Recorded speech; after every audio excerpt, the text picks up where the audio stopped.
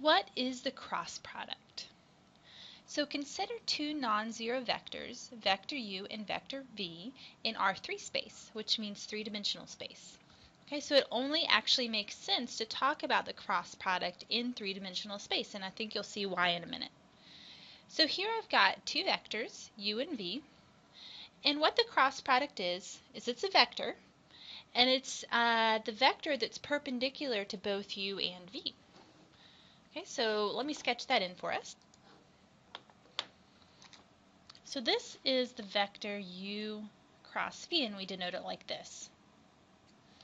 Okay, and it should be perpendicular to both v and u. So if you imagine perhaps that u and v are maybe in the xy plane, then this u cross v would be in the z plane. So u cross v is a vector, like we just said. So then we're probably going to be interested in its magnitude and direction.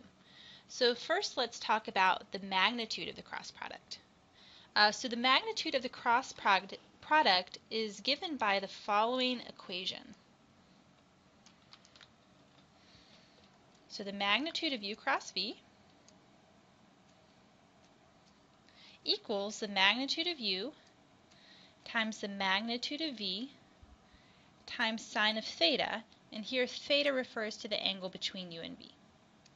So this gives the magnitude of the cross product vector. But what about the direction of the cross product vector? This is maybe slightly more tricky, but there's a convention that we use to determine the direction, and it's called the right-hand rule.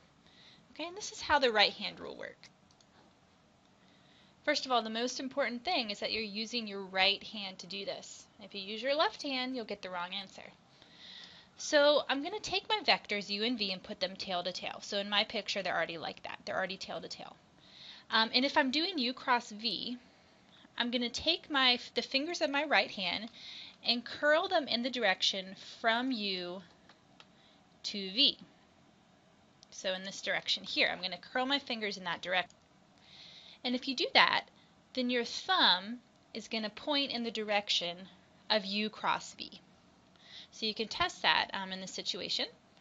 So you should find that the thumb of your right hand, if you curl your fingers from u to v, points in the direction of u cross v. And this is how you determine the direction of the cross product. Okay, now I want to point out something to you, and that's the fact that the order of the cross product is very important. So perhaps you remember when we learned about dot products, we learned that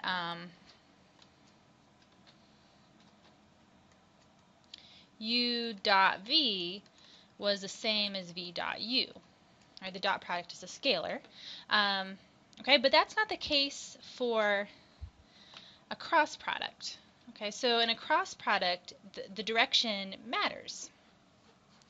So we've drawn here u cross v, but let's think about what the direction of v cross u would be. Okay, so we can still use the right-hand rule to figure this out. In this case, though, we would simply we would still use our right hand, but we would curl our fingers in the direction from v to u. Okay, so in this case, you're probably going to have to kind of twist your arm in a funny way so your hand's upside down. And if you do that, which direction do you find that v cross u is pointing? Well, you should find that it's pointing down in what I've drawn here, or like this.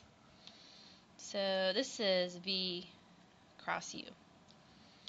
Okay, so once again, just remember that order matters in the cross product. And if you switch the order, then you're not going to get the same vector.